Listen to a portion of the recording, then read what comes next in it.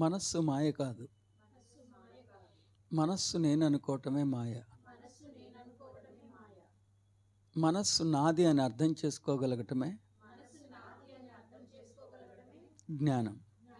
నిజానికి జీవాత్మకి మాతృక ఆత్మ చైతన్యం, కానీ మనస్సుకి మాతృక ప్రకృతి. నిజానికి భౌతికానికి సంబంధించిన అంశాలని అంతరంగానికి చేరవేయడానికి దోహదపడే ఓ దూత మాత్రమే మనస్సు. అంతరంగాన్ని ప్రతిబింబించే ఓ దర్పణం మాత్రమే, ఓ ప్రతిబింబం మాత్రమే మనస్సు. మనస్సును నియంత్రించడం మూర్ఖత్వం. సుజ్ఞానాన్ని సుసంపన్నం చేసుకుని తదనుగుణ్యమైన సంస్కరణని మన దృక్కోణాలోచన సంవిధానంలో స్వాగతించి మన తీరుని మనం సంస్కరించుకుంటే క్రమక్రమంగా మనస్సు కూడా తదనుగుణ్యంగా సంస్కరింపబడిన మన ఆలోచన సంవిధానాన్ని ప్రతిబింబిస్తుంది. తదనుగుణ్యంగానే బాహ్యాన్ని సైతం వీక్షిస్తూ ఉంటుంది. సుజ్ఞాన సముపార్జన ద్వారా బుద్ధిని సంస్కరించుకోగలగాలి. సంస్కరింపబడిన బుద్ధిని మనస్సు అద్దం పడుతుంది. అంతే తప్ప మనస్సు మారితేనే నేను మారతానో, మనస్సు ఏమీ ఆలోచించకూడదనో, మనస్సు ఆలోచించినవన్నీ తప్పులేనో, మనసు ఆలోచించిన ఆలోచనలకి తనని తాను తప్పు పట్టుకోవటం నిజానికి అవైదికమే. నేను మనస్సునే కానప్పుడు, మనోబుద్ధి అహంకార చిత్తాని నాహం అయినప్పుడు, నేను మనస్సునే కానప్పుడు, నేను కానటువంటి మనస్సు నా గురించి ఏం ఆలోచించినా అది నాకు వర్తించదు కదా అని తెలుసుకోగలగాలి. మనస్సును నియంత్రించడం కన్నా, మనస్సుని మార్చుకోవటం కన్నా, ఏ మార్పుని మనస్సు నుండి ఆశిస్తున్నామో మొదటిగా ఆ మార్పుని మనం స్వాగతించుకోగలగాలి.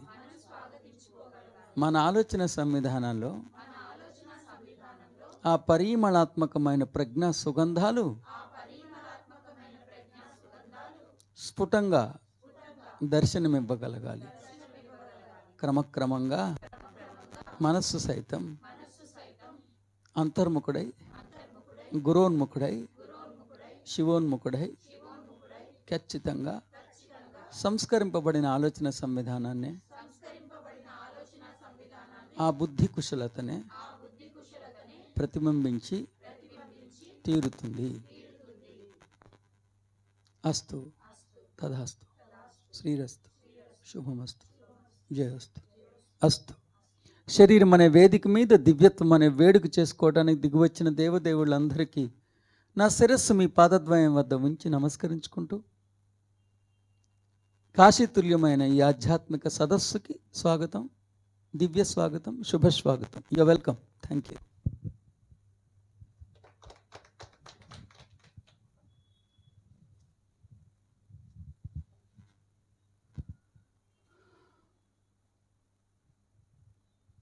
చదువమ్మా.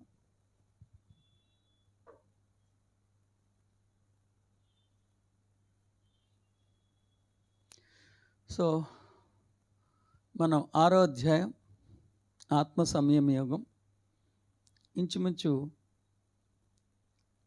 మనం 25వ శ్లోకం దాకా వచ్చాం. 6వ అధ్యాయం 25వ శ్లోకాన్ని అర్థం చేసుకునే ప్రయత్నం చేద్దాం. ఎస్. 6వ అధ్యాయం ఆత్మ సంయమ యోగం 25వ శ్లోకం. శనైః శనైరుపరమేత్ బుద్ధ్యా ధృతిగృహీతయా ఆత్మసంస్థం మనఃకృత్వా న కించిదపి చింతయేత్. భావం: బుద్ధి ద్వారా మనస్సుని మార్చుకుని హృదయాంతరంగంలో కొలువై ఉన్న ఆత్మగా పిలువబడుతున్న తన నిజతత్వం యొక్క జ్ఞానంతోనే సుసంపన్నం అవ్వగలగాలి. ఎప్పుడూ ప్రథమ ప్రాధాన్యత ఆత్మకే, ఆత్మజ్ఞానానికే ఇవ్వాలి. కించిత్తు కూడా లౌకికమైన అంశాలని అంతరంగంలోకి అనుమతించరాదు. ధృతితో, దృఢ సంకల్పంతో ఆధ్యాత్మిక లక్ష్యం వైపు దూసుకు వెళ్ళిపోగలగాలి. లిప్త కాలంలో ఆశించిన ఆధ్యాత్మిక పరివర్తన వచ్చేయాలన్న మూర్ఖత్వాన్ని ప్రక్కన పెట్టి మెల్లమెల్లగా, కొంచెం కొంచెంగా, క్రమక్రమముగా ఆ పరివర్తన పరిణితి ప్రాప్తింపబడుతుందని గుర్తెరిగి ఓరిమితో, ఓర్పుతో వ్యవహరించగలగాలి. శనైః శనైః మెల్లమెల్లగా, ఉపరమేత్ ఉపరతిని పొందవలను. ధృతిగృహీతయ ఎంచుకున్న ఆధ్యాత్మిక లక్ష్యం వైపు ధృతితో సాగిపోవటం. బుద్ధ్యా బుద్ధి ద్వారా, మనః మనస్సును, ఆత్మసంస్థం కృత్వా పరమాత్మయందు స్థిరమనర్చి, కించిత్ అపి పరమాత్మను తప్ప మరి దేనిని కూడా నా చింతయేత్ స్మరింపరాదు. ఓకే. సో మునుపటి శ్లోకంలో కొనసాగింపుగానే ఈ శ్లోకం కూడా చెప్పబడతాం. అంటే మనస్సు ఆధ్యాత్మికత గురించి చెప్పబడతాం. నేను మొట్టమొదటి నుంచి చెప్తున్నా, మనస్సు ఆలోచించుకోవటం కోసమే ఉన్నది. మనస్సు స్వేచ్ఛగా ఆలోచిస్తూ ఉంటుంది. లేదా మనస్సుకు ప్రత్యేకించి స్వేచ్ఛగా ఆలోచిస్తుందంటే నా ఉద్దేశం మనస్సు ప్రతిబింబాత్మకమైనది. మనస్సు ప్రతిబింబాత్మకమైనది. మనస్సుకి అంటే స్వేచ్ఛగా ఆలోచిస్తుంది అన్న పదం అక్కడ సరైన పదం కాకపోవచ్చు. ఎందుకంటే మనస్సుకి ఒక ప్రత్యేకమైన విధి విధానం ఏం లేవు. అది ప్రతిబింబం మాత్రమే. అది ప్రతిబింబాత్మకంగా ఉంటుంది. ఇన్నాళ్ళు అసలు నిలకడలేని మనస్సు మీద మన ఆధ్యాత్మికత ముడివేయటం అనేది చేసుకుంటూ వచ్చారని నేను అభిప్రాయపడుతున్నా. మనస్సుకు ఒక నిలకడే లేదు. మనస్సు ప్రతిబింబాత్మకమైనది. మనస్సు చాలా చంచలమైనది. ఒక నిమిషం అవునుంటుంది, మరో నిమిషం కాదంటుంది. సో మన ఆధ్యాత్మిక ఎదుగుదల మనస్సు మీద ఆధారపడటం అవివేకమేమో నేను అనుకుంటా. అంత ప్రిడామినెంట్ రోల్ మనసు ప్లే చేయదు. ఎందుకంటే ఎప్పుడైతే మనస్సు అనగానే సాధన మొదలవుతుంది, బుద్ధి కుశలత అనగానే సుజ్ఞాన పర్వాలు మొదలవుతాయి. ఎప్పుడైతే సుజ్ఞానమే సర్వస్వం అని అనేక సార్లు ఆచార్యులు బోధించారో, ఇవన్నీ ఎగ్జిక్యూటివ్ డిపార్ట్మెంట్స్, అవి తదనుగుణ్యంగా మారే వ్యవస్థల గురించి చెప్తున్నారు. కాబట్టి సుజ్ఞాన సముపార్జన ద్వారా బుద్ధి మారినప్పుడు బుద్ధి కుశలతకు అనుగుణ్యంగా మనస్సు మారుతుందని నేనైతే భావిస్తున్నా. అదొకటి. ముఖ్యంగా నేను దర్శించిన దర్శనం, ఇప్పటికే బ్రహ్మ నిర్వాణ యోగం అయిపోయింది.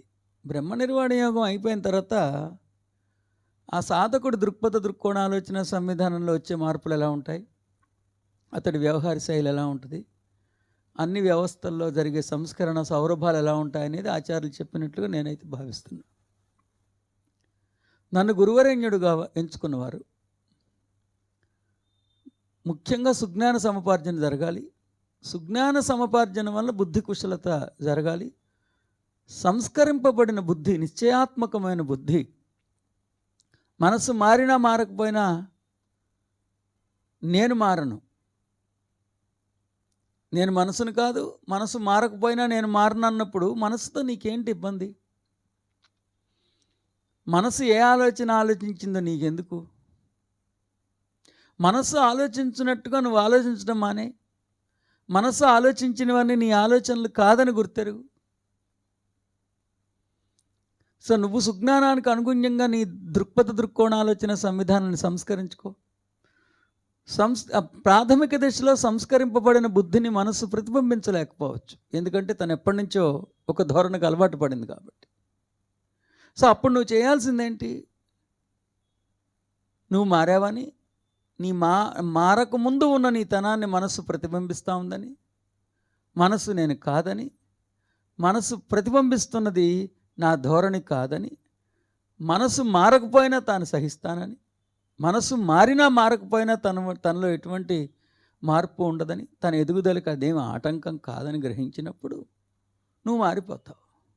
నువ్వు మారిపోవటాన్ని గమనించి, మనస్సు ప్రకారం మారకపోవటాన్ని కూడా గమనించి, క్రమేపీ మనస్సు మారిని నిన్ను అనుసరించి అద్దం పడుతుంది. అదే శనై శనై అని ఈ శ్లోకంలో చెప్పినట్లుగా నేను భావిస్తున్నాను. మెల్లమెల్లగా క్రమక్రమంగా కొంచెం కొంచెంగా అన్నట్లుగా నేను భావిస్తున్నాను. నేనైతే అలా అనుకుంటున్నా. శనై శనై ఉపరమేత్ బుద్ధ్యా ధృతి గ్రహీతయా ఆత్మసంస్థః మనః కృత్వా న కించదపి చింతయేత్. నేను దర్శించిన దర్శనం, ఎందుకంటే శనై శనై ఉపరమేత్, అది ఆ ట్రాన్స్ఫర్మేషన్ అనేది నెమ్మదిగా జరుగుతుంది. ఇక్కడ మనసు అనలా ఉపరమేత్ అంటే బాహ్య దైవం నుండి లేశమాత్రం కూడా ఆశించకుండా ఉండటం, నియంత్రించటం ఎలా జరుగుతున్నది? It happens over a span of period. It is a procedural aspect. ఏ చెట్టు కింద ఎవరో నుంచుంటే పైనుంచి రెట్టపడి అప్పటికప్పుడు ఎన్లైటన్మెంట్ వచ్చిందని చదువుకుంటాం. అది అలా జరిగేది కాదయ్యా. It happens over a span of period. It is a procedural aspect. ఎలా బీజంగా మొదలై మార్పు వటవృక్షంగా మారుతుంది అంటున్నారు. శనై శనై ఉపరమేత్ అన్నారు ఆయన. అక్కడ మనసు గురించి ఏం ప్రస్తావించాలి ఆయన. సో ఆ బాహ్యం ఉపరమేత్ అన్నప్పుడు నేను నియంత్రించడం అని ఉంది. దాని బాహ్యంలో దైవం నుండి ఆశించకుండా ఉండగలిగే ఆ నియంత్రణ, అలా నిర్వహణ క్రమక్రమంగా జరుగుతుంది, క్రమేపీ జరుగుతుంది. ఇక్కడ ఒక అద్భుతమైన పదప్రయోగం చేశారు. ధృతి గ్రహతీయనా ధృతి గ్రహీతయ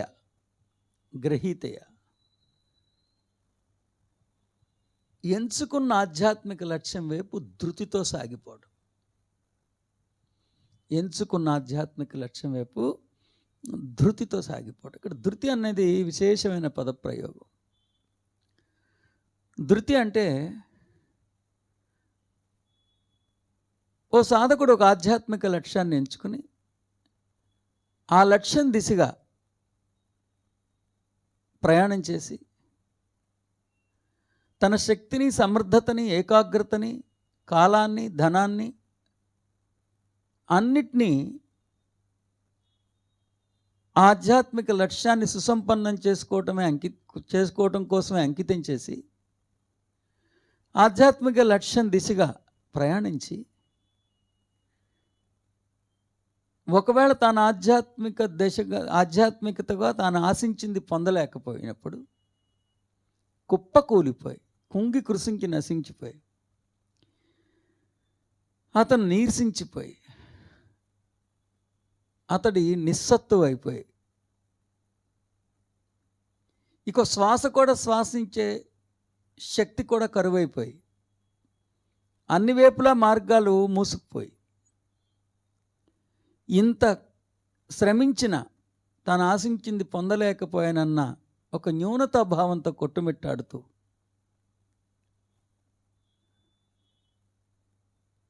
ఇక జీవోత్సవంలా కుప్పకూలిపోయినా, అంత ఎదురీతలో సైతం, అంత దయనీయమైన స్థితిలో సైతం ఒక్కసారి తన ఆధ్యాత్మిక లక్ష్యాన్ని గుర్తు చేసుకుని, ఓహో అది కదా నా లక్ష్యం అని చెప్పి ఒక్కసారి తన ఆధ్యాత్మిక లక్ష్యాన్ని గుర్తు తెచ్చుకుని ఒక్క ఊపుతో తన శక్తినంతా పునఃప్రాప్తించుకుని కళేబరంలా ఉన్న తన జీవచ్ఛవంలా ఉన్న తన శరీరాన్ని మళ్ళీ శక్తినంతా పుంజుకుని తన ఆధ్యాత్మిక లక్ష్యం దిశగా ఒక్క అడుగైనా వేయటానికి ప్రయత్నించే లక్షణాన్ని ధృతి అంటారు. అది పట్టుదల. అది ధృతి మామూలు అంశాలకు వాడక్కల్లా. ఐఏఎస్ ఆఫీసర్ అవడానికో ఐపీఎస్ ఆఫీసర్ అవడానికో. నేను ఐఏఎస్ ఐపీఎస్ ఐఎఫ్ఎస్ అవన్నీ తక్కువ అని చెప్పట్ల. నా ఉద్దేశం భౌతికమైన అంశాలకు కాదు. ధృతి అనే సుశబ్ద శిల్పము భౌతికమైన లక్ష్యాన్ని సుసంపన్నం చేసుకోవడానికి అంత లోతైన గాఢమైన పదప్రయోగం చేయాల్సిన అవసరం లేదేమో అని వైదికంగా నేను అభిప్రాయపడుతున్నా. ధృతి అన్నప్పుడు నా అంతరంగంలో స్ఫురించే భావుకతనే మీతో పంచుకుంటున్నా.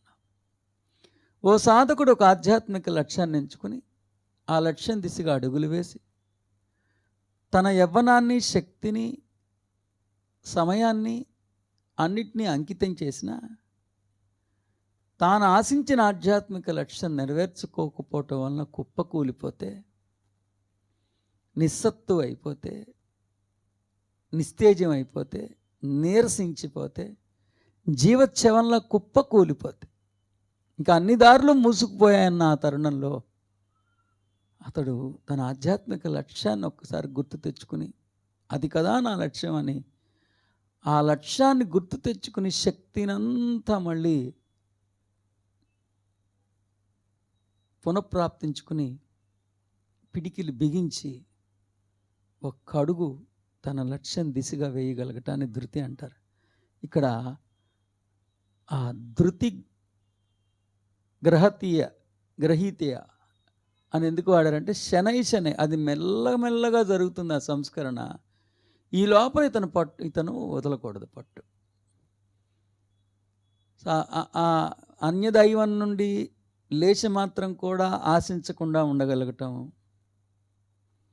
సమాజము, మతము, ప్రపంచము ఇవన్నీ కూడా అన్యదైవాన్ని అన్వేషిస్తూ ఉంటే కేవలం గురువు చెప్పిన సుజ్ఞానాన్ని విశ్వసించి విస్మరించిన తన దివ్యత్వాన్ని స్మరిస్తూ ఉండగలిగేది గొంగళి పురుగు నుంచి సీతాకోక చిలుగ్గా మారుతున్న వైనం. అది ఒక్క గురువు మాత్రమే, తత్వజ్ఞానామృతాన్ని ఉపదేశించే గురువు ఒక్కడు మాత్రమే బిక్కుబిక్కుమంటూ ఒకవైపు ఉంటాడు. సాక్షాత్తు ఆ దైవం స్వయంగా నీవేనని, దృశ్యమాన జగత్తుకి అస్తిత్వం లేనే లేదని, నువ్వు ఈ ఆపాదమస్తకానికి పరిమితమై లేవని, విశ్వవ్యాప్తమై అలరాడుతున్నావని, నువ్వే ఈ దృశ్యమాన జగత్తుని, ఈ తలాలని, గ్రహాలని, సృష్టిని, విశ్వాన్ని సృష్టించిన విరించివి నీవని, నీ ఆయుష్ శాశ్వతమని, నీ వేగం గరుడ వేగమని, నీ పరిధి విశ్వమని గురువు ఒక్కడే చెప్తుంటాడు. ఆ గురువు ప్రతిపాదించిన అంశాలకి ఎక్కడ నమ్మశక్యంగా ఉండవు. కనీసం లేచి మాత్రం కూడా ఎక్కడ సాక్ష్యాధారాలు కనిపించవు. పైపెచ్చు లోపల అసురుడు, బయట సమాజం, మతం, ఆర్థికమైన స్థితిగతులు, అర్థం చేసుకోలేని కుటుంబ సభ్యులు, వీటన్నిటి నడుమ సతమతమైపోతుంటాడు. సరిగ్గా ఆ స్థితి గురించి ఆచార్యులు ఉపదేశించినట్లుగా నేనైతే భావిస్తున్నా. గొంగళి పురుక్కేమో తాను గొంగళి కాదని అర్థమైపోయింది, తాను సీతాకోక చిలుకనే అని తెలిసేసుకుంది. కానీ అద్దం ముందుకెళ్తే ఎక్కడా సీతాకోక చిలుక పోకడ కనిపించట్లా. ఎక్కడా సీతాకోక చిలుక లక్షణాలకి తన లక్షణాలకి ఎక్కడ పోలిక లేదు, పొంతన లేదు. మిగతా గొంగళి పురుగులతో తన భావాన్ని పంచుకుంటే గొంగళి పురుగులన్నీ నవ్వుకుంటున్నాయి. గొంగళి పురుగు రూపలావణ్యం ఎక్కడ, సీతాకోక చిలుక రూపలావణ్యం ఎక్కడ? గొంగళి పురుగు వేగం ఎక్కడ, సీతాకోక చిలుక వేగం ఎక్కడ? గొంగళి పురుగు నడకెక్కడ, సీతాకోక చిలుక విహారం ఎక్కడ? అద్భుతంగా విహరించగలిగే ఆ రంగుల హరివిల్లు యొక్క రూపలావణ్యం ఏమిటి? నేలబారు నడుస్తూ ముళ్ళకంపలా ఉండే ఈ గొంగళి పురుగు విధానం ఎలా ఉంటుంది? ఈ గొంగళి పురుగుకి మానసికంగానేమో గురువరేణ్యుడేమో నువ్వు సీతాకోక చిలుకవే అని చెప్తున్నాడు. సీతాకోక చిలుకగా మారమని చెప్పట్లా. నువ్వు సీతాకోక చిలుకగా మారంటే ఇప్పుడు ప్రస్తుతం నువ్వు గొంగళి పురుగు అని ఒప్పుకోవాలి. నువ్వు సహజంగానే సీతాకోక చిలుకవి కదా అని చెప్తున్నాడు. ఎందుకంటే గురువు సీతాకోక చిలుకగా మారమని గొంగళి పురుగుకి చెప్తే ప్రస్తుతం నువ్వు గొంగళి పురుగు అని ఒప్పుకోవాలి. గొంగళి తాను గొంగళిని ఏ కోణంలో ఒప్పుకున్నా గొంగళిగా ఉండిపోతుంది. ఏ కోణంలోనూ నేను గొంగళిని కాదు సీతాకోక చిలుకనన్న మనోజ్ఞత గొంగళి పురుగు యొక్క ఆలోచన సంవిధానంలో వికసిస్తే తప్ప సీతాకోక చిలుకగా పరిణమించదు. మరి నేను గొంగళిని కాదు సీతాకోక చిలుకనే అని గురువరేణ్యుడు చెప్తే గొంగళికి ఎక్కడ నమ్మశక్యంగా ఉంటుంది? గొంగళిలో ఉన్న వ్యవస్థలు, గొంగళిలో అంతర్లీనంగా ఉన్న వ్యవస్థలు కానీ, అంతర్భాగంగా ఉన్న వ్యవస్థలు కానీ, సాటి గొంగళ్ళు కానీ, గొంగళి ప్రధాని కానీ ఎక్కడైనా నువ్వు గొంగళనే చెప్తున్నాయి కానీ గొంగళి కాదు నువ్వు సీతాకోక చిలువ అంటానికి ప్రమాణాలు ఎక్కడ లేచి మాత్రం కూడా లేవు. మరి అది ఎలా జరుగుతుందంటే శనై గురువరేణ్యుడు ఉపదేశించిన ఉపదేశామృతానికి అనుగుణ్యంగా నీలో పరివర్తన క్రమేపీ వస్తుంది, మెల్లమెల్లగా వస్తుంది. శనై the enlightenment happens, but it is a procedural aspect. It doesn't happen at a stretch. It doesn't happen instantaneously. It happens the happening starts instantaneously. But it happens, the transformation, the reformation happens over a span of period, brick by brick. That is the teaching of the thing. తర్వాత అలాంటప్పుడు మనకేముండాలి? ధృతి ఉండాలి. అలాంటప్పుడు ఏముండాలి? ధృతి. గురువు ఉపదేశించింది సత్యమే అయినప్పుడు, గురువు నిస్వార్థంగా సత్యం నీకు చెప్తున్నప్పుడు, నువ్వు దైవమే అని గుర్తెరగటం వలన గురువుకు వచ్చేదేంటి? నిన్ను ప్రేమించి బుజ్జగించి లాలించి దేవుడిగా ముస్తాబు చేయటం వలన గురువు యొక్క నిస్వార్థతే ఉంది కదా. అక్కడ గురువుకి ఏ స్వార్థం ఉంది? ఇలా గురువుని అర్థం చేసుకుని గురోన్ముఖుడై అతడు పట్టుదలతో ఉండి ధృతితో ఆధ్యాత్మిక లక్ష్యం దిశగా, శిఖరం దిశగా అడుగులు వేయగలిగే తరుణం గురించి ఆచార్యులు ఉపదేశిస్తున్నట్లుగా నేను భావిస్తున్నాను. This Shloka speaks exactly the juncture wear the reformation is happening. గొంగళి పురుగు సీతాకోక చిలుకగా మలుచుకుంటున్న వికసిస్తున్న తరుణంలో అంతరంగంలో జరిగే నేపథ్యం గురించి ఇక్కడ ఆచార్యులు చెప్పినట్లుగా నేనైతే అభిప్రాయపడుతున్నాను. తర్వాత ఇక్కడ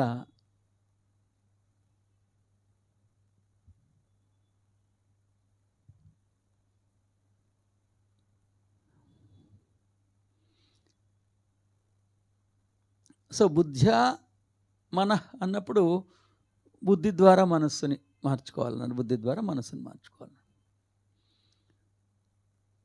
ఆత్మ సంస్థం కృత్వ పరమాత్మయందు స్థిరమొనర్చి. సో పరమాత్మని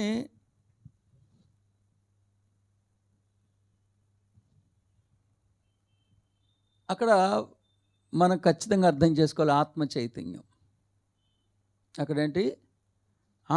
తన హృదయాంతరంగంలో ఉన్న ఆత్మ చైతన్యం యందు మాత్రమే అనేది అర్థం చేసుకోవాలి. సో ఈ శ్లోకాన్ని నేనైతే ఇలా, నా భావం అయితే ఇలా ఉంది. బుద్ధి ద్వారా మనస్సుని మార్చుకుని హృదయాంతరంగంలో కొలువై ఉన్న ఆత్మగా పిలువబడుతున్న తన నిజతత్వం యొక్క జ్ఞానంతో సుసంపన్నం అవ్వగలగాలి.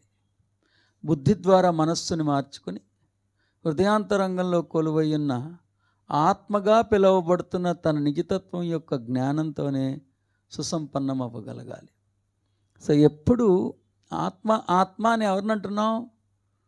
ఆత్మగా పిలువబడుతున్న మన నిజతత్వం యొక్క సుజ్ఞానంతోనే సుసంపన్నమైతే బుద్ధిలో మార్పు వస్తుంది. బుద్ధిగా మారిపోయినప్పుడు మనస్సులో మార్పు వస్తుంది. తర్వాత ఎప్పుడు ప్రథమ ప్రాధాన్యత ఆత్మకే ఇవ్వగలగాలి. ఎప్పుడు ఎవరికి ఇవ్వాలి? ప్రథమ ప్రాధాన్యత ఆత్మకే ఇవ్వగలగాలి. ఆత్మకి ఇవ్వటం అంటే ఆత్మ జ్ఞానానికి ఇవ్వటం. ఆత్మకి ప్రథమ ప్రాధాన్యతను ఇవ్వటం అంటే ఏంటి? నువ్వు భోజనం చేస్తూ మొదటి ముద్ద ఆత్మకు పెడతావా? ఆత్మ జ్ఞానమే ఆత్మ, ఆత్మ జ్ఞానమే ఆత్మశక్తి, ఆత్మశక్తియే ఆత్మ. ఆత్మ జ్ఞానమే ఆత్మశక్తి, ఆత్మశక్తియే ఆత్మ.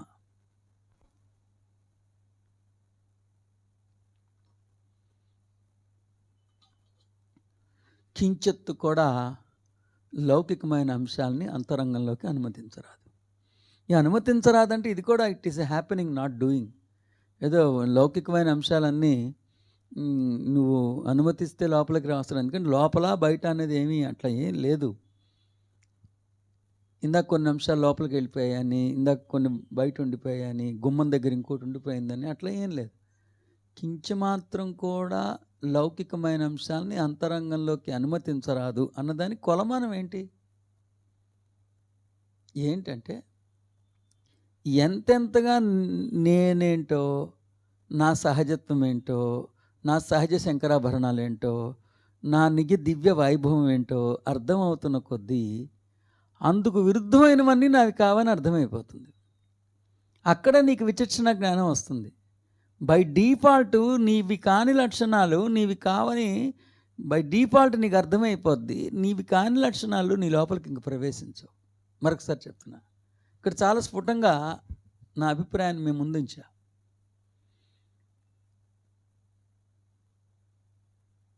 కించెత్తు కూడా లౌకికమైన అంశాలని అంతరంగంలోకి అనుమతించరాదు. ఏంటి?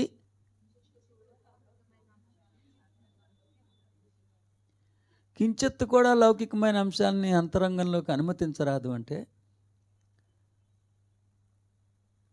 ఇక మీకు దీన్ని ఆచరణంగా మలుచుకోవడానికి ప్రయత్నించినప్పుడు ఇబ్బంది పడుతుంటారు. ఎందుకు? మీ కొలమానం ఏంటి? ఎందుకంటే దుఃఖించాల్సిన అంశం వచ్చినప్పుడు దుఃఖం వస్తుంది, కొంచెం గింజుకోవాల్సిన అంశాలు వచ్చినప్పుడు గింజుకుంటూనే ఉంటాం, మనస్సు నొచ్చుకునే అంశాలు వచ్చినప్పుడు నొచ్చుకుంటాం, సంతోషపడంగా ఉండాల్సిన అంశాలు సంతోషంగా ఉంటాం. మరి ఎట్లా తెలుస్తుంది నువ్వు లోపలికి తీసుకెళ్ళావో లేదో? దానికి ఏ కొలమానం ఉండదు. సందర్భంలో సందర్భోచితంగానే వ్యవహరిస్తాం. మనం దుఃఖం వచ్చినప్పుడు దుఃఖిస్తాం, సంతోషం వచ్చినప్పుడు సంతోషిస్తాం. ఈ రెండు కూడా లేకపోతే ఇంకా ఒక ఉపయోగం ఏముంది? అందుకు ఈ రెండు ఉండనియండి. కాకపోతే ఏది నిజమైన నేను, ఆ నిజమైన నేను యొక్క ఆత్మగా పిలువబడుతున్న ఆ నిజమైన నేను యొక్క శంకరాభరణాలు ఏంటి, విధి విధానాలేంటి, తీరుతెన్నులేంటి, దృక్పథ దృక్కోణాలోచన సంవిధానం ఏంటి, వారి ప్రాధాన్యతలు ఏంటి, వారి జీవన విధానం ఏమిటి, ఇవన్నీ మీకు అర్థమైపోయినప్పుడు అందుకు భిన్నమైన వ్యవహార శైలి, అందుకు భిన్నమైన యోచనలు, నా యోచనలు కావని గుర్తెరగగలిగే విచక్షణ, వివేకం వచ్చేస్తుంది. అంతే. అది కానీ అంతకు తప్ప లోపలికి వచ్చేయటం, గుమ్మం దగ్గర ఆగటం, ఇంకోటి లోపలికి వెళ్ళిపోవటం లాంటిది ఏమీ లేదు అనేది సాధకులు అర్థం చేసుకోవాలి. తర్వాత ధృతితో, దృఢ సంకల్పంతో ఆధ్యాత్మిక లక్ష్యం వైపు దూసుకువెళ్ళగలగాలి. ధృతితో, దృఢ సంకల్పంతో ఆధ్యాత్మిక లక్ష్యం వైపు దూసుకువెళ్ళగలగాలి. ప్రాథమిక దశలో భౌతికం మనని కాస్త భ్రమ ప్రేరేపితం చేస్తుంటుంది, మోహ ప్రేరేపితం చేస్తూ ఉంటుంది. కాకపోతే మన ధృతితో ఉండగలగాలి. మనకి బాహ్యం కన్నా ఇబ్బంది పెట్టేది అసురుడు. బాహ్యంలో వచ్చే నష్టం కన్నా అసురుడు మనని వెక్కిరించే వెక్కిరింతలు ఎక్కువగా ఉంటాయి. అసురుడు అపోహలు ఎక్కువ ఉంటాయి. అసురుడు మన ప్రతిభని, మన సమర్థతని, మన నైపుణ్యాన్ని, మన దీక్షని, మన దక్షతని అనుమానిస్తూనే ఉంటాడు. మన దక్షత అంటే మన నైపుణ్యం, దీక్ష అంటే మన కమిట్మెంట్. దీక్షని, దక్షతని అతడు ఎప్పటికప్పుడు అనుమానిస్తూనే ఉంటాడు, అవమానిస్తూనే ఉంటాడు. ముఖ్యంగా ఇతడి వెక్కిరింపులను తట్టుకుని నిలబడగలిగటానికి కావాల్సిందే ధృతి. ఓటమిని తట్టుకోగలుగుతాం, కానీ ఓడిపోయామని ఇతను వెక్కిరిస్తున్నది తట్టుకోలేకపోతాం. అసలు నువ్వు సరైన మార్గంలో నడుస్తున్నావో లేదో అని ఇతడు అవమానాలని, అనుమానాలని మనం తట్టుకోలేకపోతాం. ఒక్కోసారి గురువు పట్ల చులకనగా మాట్లాడుతుంటాడు, ఒక్కోసారి గురువు మన మీద చూపించే ప్రేమని శంకిస్తూ ఉంటాడు, లేకపోతే గురువు నాతో ఇలా ఉండాలని ఆశిస్తూ ఉంటాడు, లేకపోతే గురువు నైపుణ్యాన్నే శంకిస్తూ ఉంటాడు. వీటన్నిటిని తట్టుకుని నిలబడగలగటానికి కావాల్సిన ఓ శంకరాభరణమే, ఒక కవచమే ధృతిగా నేనైతే అర్థం చేసుకుంటున్నా. ఎస్, లిప్తకాలంలో ఆశించిన ఆధ్యాత్మిక పరివర్తన వచ్చేయాలన్న మూర్ఖత్వాన్ని పక్కన పెట్టి మెల్లమెల్లగా కొంచెం కొంచెంగా క్రమక్రమంగా ఆ పరివర్తనా పరిణితి ప్రాప్తించబడుతుందని గుర్తెరిగి ఓర్పుతో వ్యవహరించాలి. So it happens, the so called enlightenment happens, but it cannot be delivered at a stretch. It is a procedural aspect. It will be constructed day by day, little by little, phase by phase, brick by brick. So at that time you have got to have patience, perseverance. You should seek knowledge on a continuous basis. You have got to behave relentlessly with your personality. That is the thing. అది చెప్పినట్లుగా నేనైతే భావిస్తున్నా. So 6వ అధ్యాయం 25వ శ్లోకానికి నేను దర్శించిన దర్శనం అయితే ఇది. నన్ను గురువరేణ్యుడిగా ఎంచుకున్న వారు మాత్రమే ఈ సంచికలు అధ్యయనం చేయవలసిందిగా వేడుకుంటున్నాను. ఎందుకంటే ఒక్క శ్రీకృష్ణుడు ఒక్క అర్జునుడికి ఒక్కసారి చెప్పాడు జ్ఞానం.